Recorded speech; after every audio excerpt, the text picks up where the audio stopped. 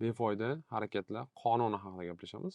Bugun sizlar bilan men nazarimda odatlar shakllantirishi yopuvchi mavzu bo'ladi. Ya'ni juda ham chuqur mavzu bo'ladi. Birinchi man sizlarga nazariy tomonini ko'rsatib chiqaman. Muammoni nimadaligini tushuntirib chiqaman. Undan so'ng men sizlarni bitta xulosaga olib kelib turib, shu xulosa orqali bitta usul beraman. Bir nechta aniqroq usul beraman va bu usullar katta ehtimol bilan hayotingizni o'zgartiradi. Agar foydalansangiz. Xo'p, demak, bugun nimalarni o'rganamiz? Muvaffaqiyat uchun mindset nimaligini ko'rib chiqamiz. Ya'ni men sizlarni mindsetinglarni, aniqrog'i aqliy faoliyatinglarni va dunyoqarashinglarni o'zgartirishga harakat qilaman va unga ta'sir qilishga harakat qilaman. Yaxshi ma'noda, albatta. Xo'p, ko'nikmalar shakllanish qonunini ko'rib chiqamiz. Ko'nikma nimaligini men sizlarga tushuntirib beraman. Xo'p, demak, befoyda harakatlar yoki mikroqadamlar qonunini ko'rib chiqamiz. Nima uchun befoyda harakatlar qonuni dunyodagi eng zo'r usulligini men sizlarga tushuntirib beraman. Va bu shak shubhasiz shunaqa. Odat shakllantirish uchun eng zo'r usul bu mening nazarimda befoyda harakatlar qonuni bo'lsa kerak va mikroqadamlar usuli bo'lsa kerak. Keyingisi indikatorlar nimaligini bilib olamiz. Men sizlarga bugun mana cheklistimizda amaliyotlar bor, amaliyotlarga indikatorlarni qo'shib beraman. Nimaligini tushuntirib qo'yaman. Xo'p, demak, qadriyat va reallik orasidagi farq haqida adashmasam biz gaplashganmiz. Gaplashmagan bo'lsak yoki esingizdan chiqib qolgan bo'lsa, yana bir marta men eslatib o'taman. Qadriyat va reallik orasida farq bo'ladi. Istalgan insonda bor bu narsa, shunchaki hamma insonda har xil. Misol uchun, men hayolimdagi Davron va hayotdagi Davron ikkita har xil inson bo'ladi. Bir xil bo'lmaydi. Siz hayolingizdagi qanaqa bo'lishingiz kerakligini bilishingiz ideali sizni hayotingizga to'g'ri kela olmaydi 100%. Ya'ni siz bilasiz nima yomon, nima yaxshi. Aytaylik, ertalab ozonda 5 da turib ingliz tili bilan shug'ullanish yaxshi. Vaqtida yotib, vaqtida turish yaxshi. Sport bilan shug'ullanish yaxshi. Zararli odatlardan voz kechish yaxshi. Lekin bu narsani qilamizmi? Yo'q. 100% odam zararli odati bor inson biladi yomon ish qilyapti turganini har tomonlama. Lekin u narsani tasholmaydi. Shu farq. Ko'ryapsizlarmi? Ya'ni siz qadriyatingiz bilan sizni o'zingiz orangizda doim farq bo'ladi. Shunchaki o'sha farq katta kichikligi miqdori bor xolos. Qaysidir insonlarda juda katta, ya'ni ular bilib turib yomon ish qilaveradi to'xtamasdan. Qaysidir insonlarda kamroq. Ya'ni qanaqa bo'lish kerakligini biladi 100% va maksimal amal qilishga harakat qiladi, lekin ba'zi joylarda bari ayblari bor. Ya'ni insonligi bilan. Endi bu bor narsa va shuni hisobiga biz odatda o'zimizda zararli odatlar shakllantirib qo'yamiz bilib bilmasdan. O'tgan darslarimizda biz gaplashgandik, zararli odatlar o'zidan o'zi shakllanadi. Foydali odatlar esa o'zidan o'zi hech qachon shakllanmaydi. Bunga sabab bor. Entropiya qonuni, esingizda bo'lsa. Endi bir nechta haqiqatlarni ko'rib chiqamiz va o'sha haqiqatlar asosida xulosa qilamiz va xulosa asosida men sizlarga usul beraman. Birinchi haqiqat, dangasalikning asosiy sabablari. Dangasalik bu uzaytirilgan qo'rquv. Ya'ni langirованный strах deydi. Haqiqatan ham aytaylik, prokrastinatsiya yoki dangasalikni shunaqa ta'riflashadi ilmiyotda. Ya'ni agar siz ishni boshlashdan oldin ishning hajmidan qo'rqsangiz, ya'ni voy, men ko'p ishlashim kerak, 2 soat o'tirib ingliz tili bilan shug'ullanishim kerak, yoki IT bilan 2 soat shug'ullanishim kerak va hokazo va hokazo. Bu holat sizni dangasalikka olib kelishi aniq. 100% dangasalikka olib keladi. Tushunyapsizmi? Ya'ni, yana bir marta, dangasalik bu aslini olganda uzaytirilgan qo'rquvdan boshqa hech narsa emas. Ishdan qo'rqish, ko'z qo'rqoq, qo'l botir degan gap eshitganmiz. Xuddi shu dangasalik. Endi dangasalik qilmaslik uchun ishning asl hajmini miyamizga oshkor qilmasligimiz kerak. Bu kichkinagina xulosacha. Eslab qoling, ya'ni dangasalik bu qo'rquv ekan. Miyamiz ish hajmidan qo'rqishini hisobiga, voy ko'p ish qilar ekanman deyishini hisobiga biz dangasa qilishga harakat qiladi. Ya'ni shu ishga qo'l urmasligingiz uchun imkon qadar ko'proq narsa ishlatishga harakat qiladi miya. Aytaylik, ingliz tili bilan shug'ullanishga o'tirdingizda, hojatxonaga boringiz kelib qoladi. Ovqat yegingiz kelib qoladi, yotgingiz kelib qoladi. Serial esingizga kelib qoladi, kino esingizga kelib qoladi. Ilgari anchadan beri ko'rishmagan do'stingiz esingizga kelib qoladi. Va hokazo. Ya'ni turli xil signallar shu tursinda shu ish qilmasin. Ya'ni qo'rqaman. Xo'p, ikkinchi sababi. Dangasalikning va intizomsizlikning ikkinchi sababi bu ideal ish qilishga harakat qilish. Ideal ish qilishga harakat qilish boshidanoq. Perfeksionizm yuqori darajaga chiqqan insonlar uchun juda zo'r narsa. Ya'ni agar siz aytaylik 10 yil nima bilan shug'ullandingizda yoki 5 yil va ideal qilmoqsiz, ustasiz ishni. har bitta ikir-chikirgachalik qiladi. Bu zo'r, lekin ishi boshida bu faqat xalaqit beradi. Doim shu narsani tushuntirib berishga harakat qilaman odamlarga, lekin yetib borish qiyin haqiqatdan ham. Sababi juda oddiy. Qanday qilib biz yomon ishni boshlaymizmi? Baribir yomon boshlaysan-da. Tushunyapsizmi nima demoqchiman? Baribir xatodan boshlanadi. Любой yo'nalish ayting, любой yo'nalish tanlang. Ingliz tilimi to'xtamasdan xato gapirasiz. Endi o'rganib turganingizda. Bu yoqda xato qilasiz, bu yoqda oxirini noto'g'ri qilib qo'yasiz. Zamonlar o'zgartirib qo'yasiz, yana nimadir qilib qo'yasiz. Qanday siz ideal boshlay olasiz? Endi o'rganyapsiz. Ko'ryapsizmi? Ya'ni miyamizda bir-biriga qarshi chiqadigan ikkita haqiqat bor. Ishni ideal boshlab bo'lmaydi, lekin ishni ideal qilish kerak. Va bir-biri to'qnashadi. Ko'pincha ikkinchisi yutadi, sababi dangasalik. Ideal anaqa va hokazo. Ya'ni bu yerda mana yozganman, agar siz ishingizni ideal qilmoqchi bo'lsangiz, katta ehtimol bilan ideal muhit va vaqtni qidira boshlaysiz. Dushanbadan, yangi yildan va hozir kunning o'rtasi, ertalabdan azondan boshlayman va hokazo. Bu hammasi yolg'on. Bu illyuziya. Ideal ishni boshlay olmaysizlar. Любой yo'nalish tanlang, eslab qolishdan tortib, aytaylik, dasturchilikgacha xatodan boshlab o'rganiladi. Xatodan boshlab. Shu to'g'ri mindset qo'yib olinglar o'zingiz uchun. Men ishni ideal bittada boshlayman. Boshlamaysan ishni ideal bittada. Bu narsani chunki imkoni yo'q. Endi boshlayib turgan ishingizni ideal qilmaysiz. Qachondir qilasiz. Bir necha yildan keyindir balki. O'rganish orqali keyin ideallikka yetasiz. Boshidan ideal qila olmaysiz, lekin afsuski, miyamizga o'rnatib olganmiz, srazu zo'r qilishim kerak. Sport bilan shug'ullanishmi? Fitness zaliga chiqishim kerak, srazu, zo'riga. Hech kim o'ylamaydi. Butun dunyo fitness zal. Misol uchun, ko'chaga chiqib yugur, xohlasang отжимание qil, xohlasang tortin va hokazo. Hamma joyda shug'ullansa bo'ladi. Lekin yo'q, biz nimani kutamiz? Fitness zalga pulimiz bo'lishini kutamiz. Misol uchun, ideal vaqtda, ideal momentda, ideal muhitni kutishga harakat qilamiz. Kutmang, unaqa muhit yo'q. Yo'q unaqa vaqt hech qachon. Bu dunyoda hech narsa ideal bo'la olmaydi. Inson teng bo'l. Endi qarang. Demak, tushunarli. Ikkita haqiqatni ko'rib chiqdik. Birinchisi, dangasalik bu uzaytirilgan qo'rquv, ya'ni miya ishdan qo'rqishni hisobiga sizni dangasa qilishga harakat qiladi. Ikkinchisi, dangasalikning asosiy sabablaridan biri bu ideal qilish, nimanidir boshlash, ideal boshlashga harakat qilish, ya'ni perfeksionizm deydi bu narsani. Yana bitta haqiqatni ko'rib chiqamiz. Ko'nikmali shakllantirish qonuni, uchinchisi, bu ko'nikma nima degani? Ko'nikma degani avtomat ravishda nimanidir qilish ko'nikma. Misol uchun, men uchun eslab qolish ko'nikma. Menga aytaylik, istalgan hajmingizdagi ma'lumotni berib, davomdan eslab qoling desa, katta ehtimol bilan men uchun bu katta muammoni tug'dirmaydi. Raqamli bo'lsa teng bo'ling. Men juda yaxshi ko'raman raqam eslab qolishni. 10 mingta, 20 mingta raqam, 30-40 mingta raqam o'tiraman, bir necha kunda eplayman shu ishni. Chunki bu meni ko'nikmam. Aytaylik, qaysidir boksyor uchun mushlash ko'nikmasi bor. Shu reflekslarning o'zida 4 ta 5 ta odam bo'lsa ham urib tashlashi mumkin. Chunki u yillar shu narsani qilgan, tanasi ko'nikma, avtomatizmga, ya'ni ko'nikma bu avtomatga yetgan harakatlar. Bir necha yilda shakllanadigan narsa ko'nikma. Shu qilaverasiz, ko'nikma shakllanadi. Siz ko'nikasiz u narsaga. Tez bajargan bo'lasiz. Endi, ko'nikma shakllanishining qonunlaridan biri nima deydi bizga? Birinchi qonun. Ko'nikmaga qancha ko'p va vaqt sarflasangiz, u shunchalik tez shakllanadi. Tamom. Ya'ni, intizomli bo'lishga qancha ko'p vaqtingizni va kuchingizni sarflasangiz, intizomli bo'lish uchun usullarni ishlashga harakat qilaversangiz, imkon qadar tezroq intizomli bo'lasiz. Va uni aksi, qancha kam vaqt sarflasangiz nimagadir, shuncha o'sha narsa ko'nikma yoki avtomatizmga yetishi qiyin bo'ladi. Endi 3 ta haqiqatni bilib oldik. Demak, dangasalik bu aslini olganda qo'rquv. Ideal vaqt bo'lmaydi, lekin biz nimagadir kutamiz va ideal boshlashga harakat qilamiz. Aslini olganda bu yolg'on. Va uchinchisi, ko'nikmaga qancha ko'p vaqt sarflasak, shuncha tez shakllanadi. Ya'ni nimadir o'zimizda shakllanishni xohlasak, intizom, ingliz tili, любой narsa, u narsaga imkon qadar ko'proq vaqt sarflashimiz kerak. Endi bundan xulosalar qilamiz.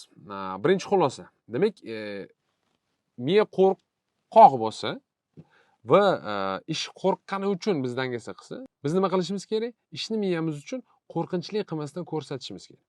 Tamom, ya'ni ishni maksimal ravishda qo'rqinchli emas, oddiy qilib ko'rsatishni o'rganishimiz kerak. Hozir usulni o'rgataman. Ikkinchi xulosa, ikkinchi haqiqatdan kelib chiqadi. Ya'ni ideal vaqt topishimiz. Ideal vaqt bo'lmasa, ya'ni ideal vaqt bo'lmaydi. Bu xulosa. Yo'q ideal vaqt. Doim nimadir muammoyingiz osilib turadi. Doim. Dushanbani kutmang. dushanba kuni hech narsa o'zgarmaydi. Naborot battar bo'ladiki bo'lsa. Shuning uchun ras ideal vaqt yo'q ekanmi? Buni haqiqat sifatida qabul qildikmi?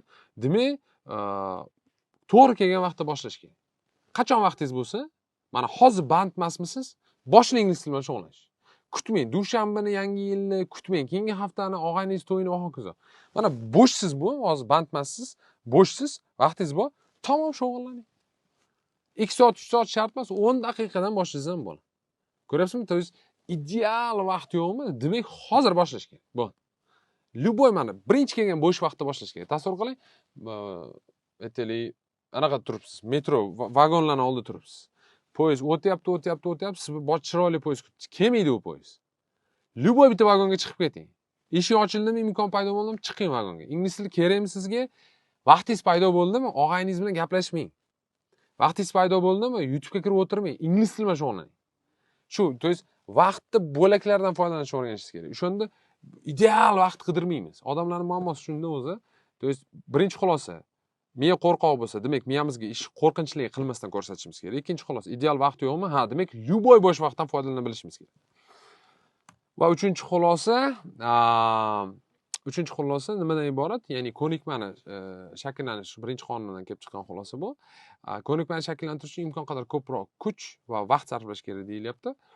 Demak, uchinchi xulosamiz, biror narsa boshida yaxshi o'xshamasa ham, shu usullarni baribir qo'llayverish kerak. Misol uchun, mana super intizomda ko'pgina usul beraman sizlarga. Intizomli bo'lish usullari. Shu usulni bilganingiz o'zi sizni nechadan ham foizga intizomli qilib qo'yadi. To есть miyangizni bir chekkasiga o'rnaydi haligi usul. Nisbatan intizomliroq bo'lasiz. Nisbatan. Ya'ni bitta chiziq chizdik deylik, rels. Shu relsga tiqib o'tirib olmasangiz ham, tekis o'tira olmasangiz ham, atrofida aylanib yurasiz. Oddiy misol, mana men 9 yildan beri mnemonika atrofida yuraman. Ya'ni mnemonika bilan 9 yil men faqat eslab qolish bilan shug'ullanmayman. Men kimdir o'rgatdim orada, kitob yozdim, yana nima qilib, faoliyatim shunga tegishli bo'ldi. Lekin men 9 yil mobaynida har kun shug'ullanganim yo'q. Lekin tasha olmadim. Chunki shu miyamda bor narsa bu. Asosiy dominanti eslab qolish, miya rivojlantirishga nisbatan shakllanib bo'lgan. Tamom, bor burdim shu. Ya'ni shu atrofdaman. Orada 2 yil raqam eslab qolmadim, mana yana boshladim. Yana shug'ullanishni boshladim. Bari aylantirib olib kelaveradi.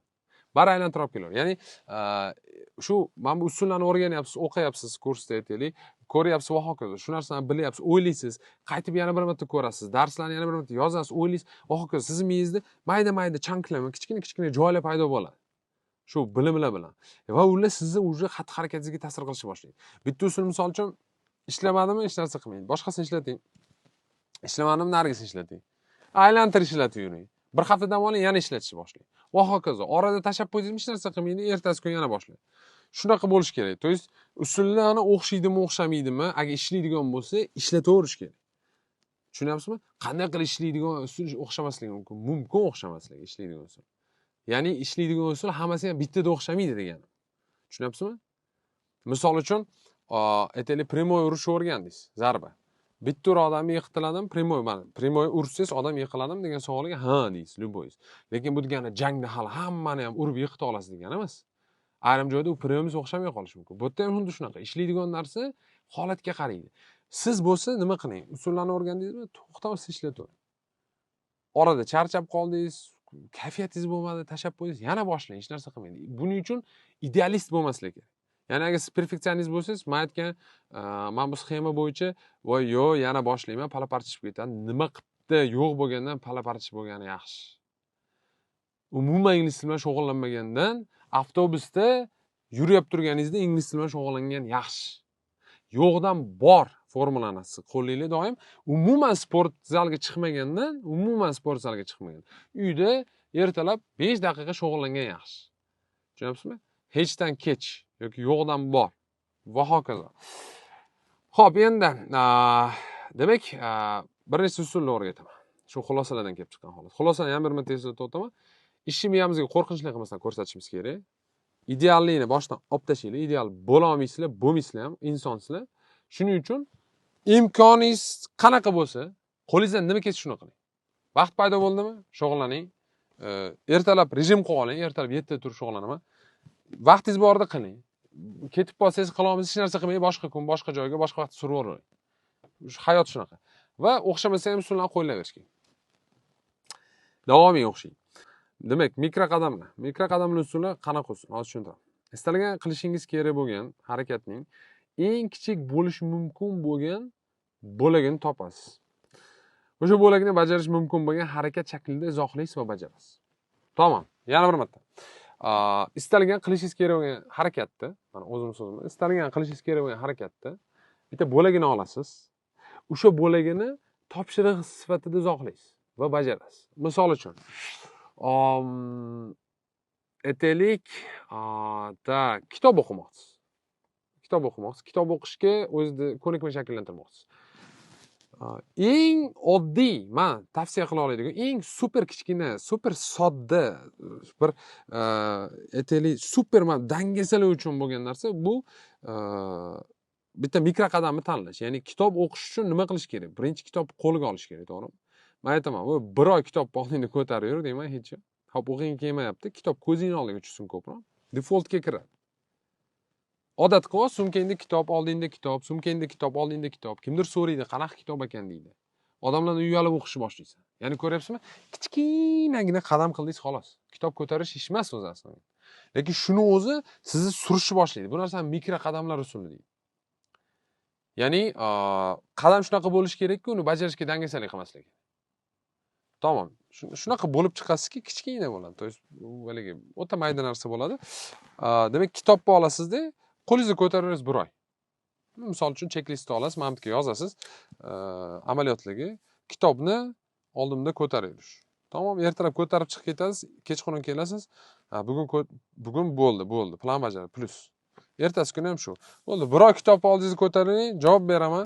Hech yo'q bir 20 betini o'qib qo'yasiz shu kitob. Hech yo'q bir 20 betini. 20 bet kam-ku deydiganlar uchun, umringda kitob o'qimagan bo'lsang, ko'p bo'lsang, o'z aslida. Umuman o'qimagandan kam. Odamlar juda ajoyibda mana. Shu joyini o'zingizlar to'g'rilaylar, qolganlarni srazu ko'tarilasizlar. Odamlar hech narsa qilmaslikni mana kamdan afzal ko'radi. Ya'ni umuman hech narsa qilishmaydi, sport bilan shug'ullanishmaydi, kitob o'qishmaydi, lekin men kuniga 10 bet kitob o'qiyman desangiz, uncha kam deydi. O'zi o'qimaydi. Yoki aytaylik, men 15 daqiqa shug'ullanaman har kun desangiz, kam-ku deydi.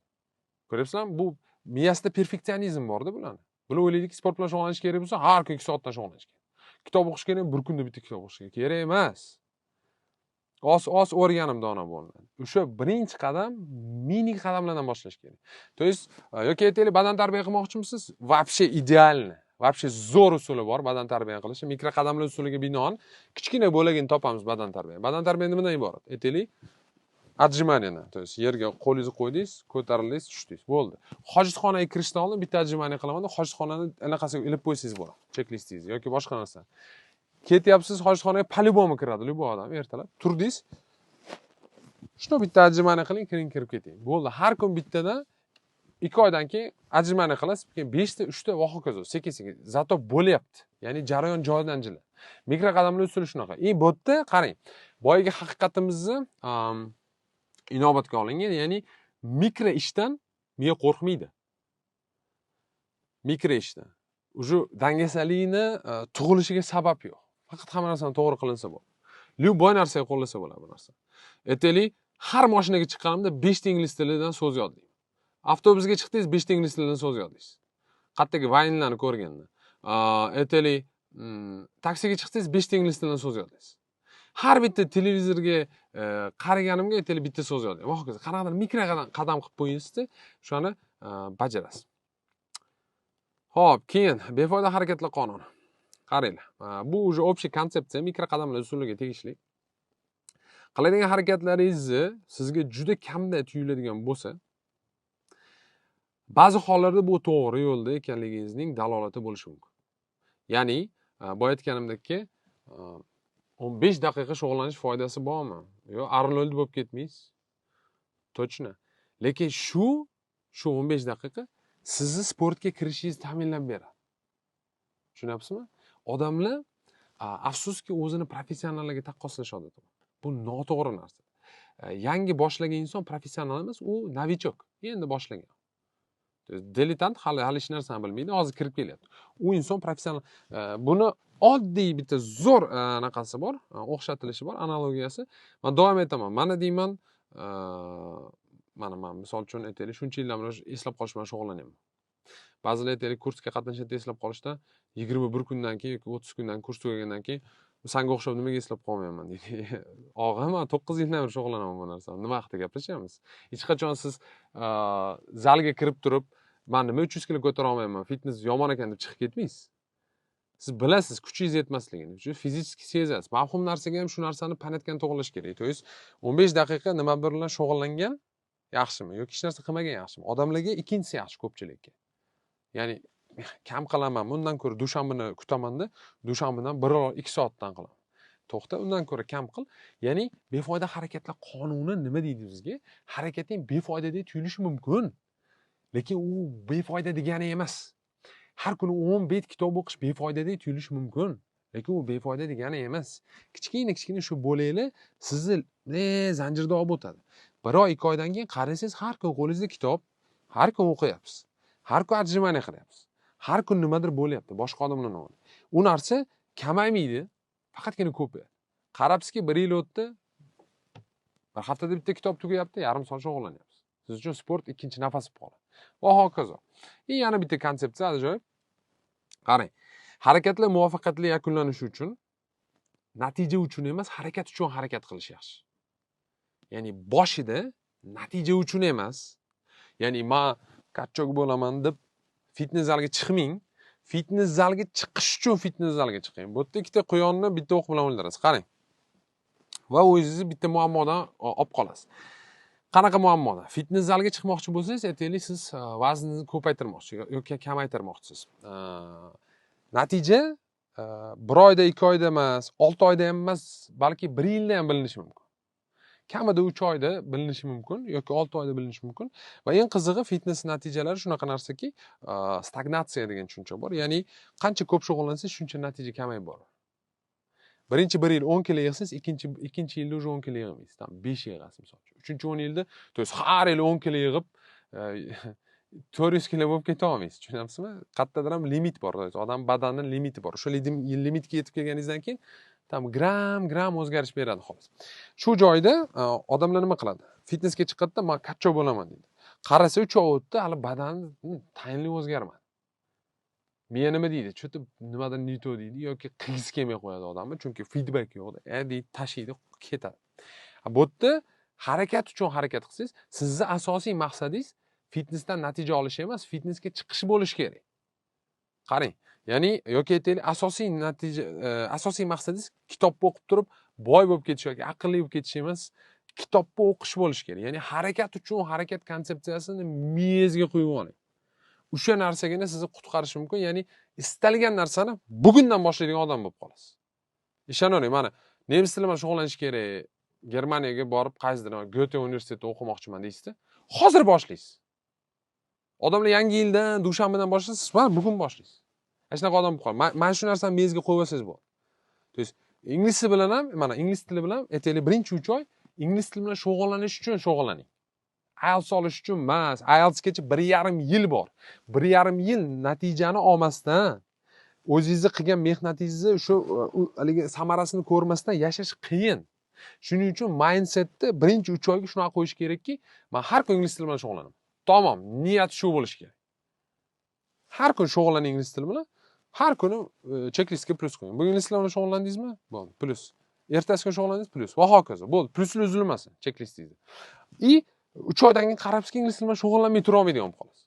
O'shandan keyin уже birinchi haligina qilib paydo bo'lgandan keyin samara yoki natijalar, keyin уже o'ylaysiz, IELTS olamanmi, o'qishga kiramanmi va hokazo. Shu joyda ko'pchilik qoqiladi. Chunki birinchi bir necha oy natija ko'rmaydi, dangasalik qiladi, boshqa bo'ladi. Ko'ryapsizmi?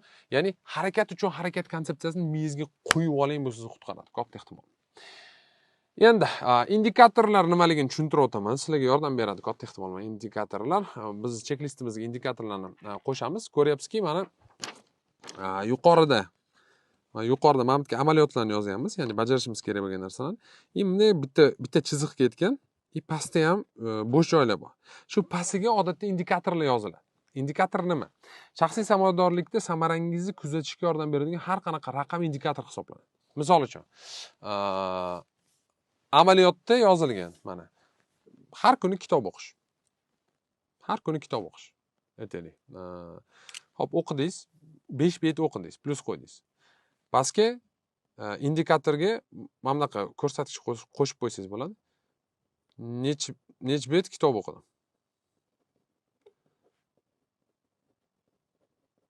Kitob o'qidim qo'shasizda. Aytaylik, 5 bet kitob o'qiysiz. Bugun kitob o'qidimga plus qo'yib qo'yasiz, chunki bugun kitob o'qidingiz, plan bajarildi. Tak, 5 bet. Ertasi kuni aytaylik 8 bet o'qidingiz, keyin 6, keyin 7 va hokazo. То есть necha bet kitob o'qiganingizni yozib borsiz. Yoki aytaylik badan tarbiya qildingiz, отжимание qildingiz. Aytaylik, отжимание. Shu ko'krakni tushirib chiqishdan, tanani tushirib chiqish. Yerga turgan holda. Aytaylik 20 ta отжимание mana tepaga amaliyotlarga отжимание bugun bajardim plus ertasi kuni bajardim plus va hokazo. Bajargan kunim plus qo'yaveraman. Pastga bo'lsa nechta отжимание qildim deb yozib qo'yaman-da. Aytaylik tam 20 ta yoki 15 ta va hokazo. Ya'ni pastki joyni amaliyotlar uchun emas, indikatorlar sifatida ishlatsangiz bo'ladi. Misol uchun amaliyotlarga yozishingiz mumkin. Xorijiy so'zlar yodladim yoki xorijiy so'zlar yodlash. Bugun xorijiy so'zlar yodlaysiz, nechtadir ham plus qo'yib qo'yasiz. Bo'ldi. Bugun plan bajarildi. Pastga nechta yodlaganingizni kuzatib borsangiz bo'ladi. Bu faqatgina kuzatuv uchun qilinadi. Anaviroq bu samaradorlikni ham oshiradi. To есть pastga indikatorlarga istalgan narsangizni kuzatib borsangiz bo'ladi. Necha daqiqa tishingizni yuyapsiz? Necha daqiqa ingliz tili bilan shug'ullandingiz? Nechta so'z yodladingiz? Ya'ni raqamli. Indikatorlar bular raqamli. Nima uchun kerak bu narsa degan odamlarga ko'rasizda, birinchi kun bilan oxirgi 30-kun solishtirishingiz mumkin. Birinchi kunda 20 ta yodlabsiz yarim soat ichida xorijiy so'z, oxirgi kuni 100 ta. Demak 5 barobarga o'sish bor. Ko'ryapsizmi? To есть raqam bo'lmasa o'sish kuzatish prinsipi qiyin. Shuning uchun sizlarga kichkina vazifa beraman. Vazifa nimadan iborat? Natijalaringizni yuqoriga ko'tarish uchun indikatorlarni kuzatib borishingiz kerak bo'ladi.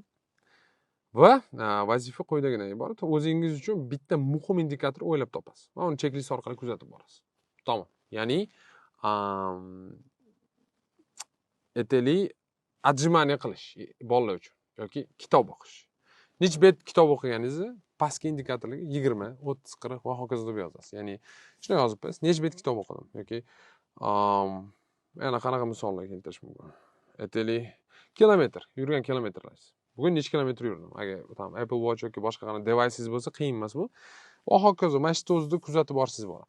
Keyin yana bitta narsa, ko'pchilik aytishi mumkin, Davron aka 21-asrdan qog'oz ishlatamizmi va hokazo. O'rganish uchun qog'oz ishlatganingiz yaxshi. Mana shunaqa qog'oz ilib qo'ysanglar, sababi telefonning ichida chalg'ituvchi faktorlar ko'p. Qog'ozsiz hech qachon chalg'ita olmaydi.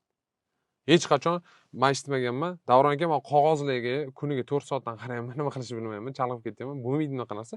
Telefonda kimdir telefon qiladi, kimdir yozadi, qayergadir kirgizib kelib qoladi va hokazo. Bu yerda unaqa emas, bu bilan в принципе hech qanaqa xavfsiz ishlasa bo'ladi. Yozib, haligi qilib va hokazo. Tamom. Birinchi 1 oy yoki 2 oyga checklistlarni o'zi bilan ishlang. Keyin shu checklistni elektron formatga o'tkazishingiz mumkin. Ya'ni telefoningizga o'tkazishingiz mumkin. O'sha usta bo'lganingizdan keyin. Shunaqa gaplar. Sog' bo'ling, omon bo'ling. Men rivojlantiring.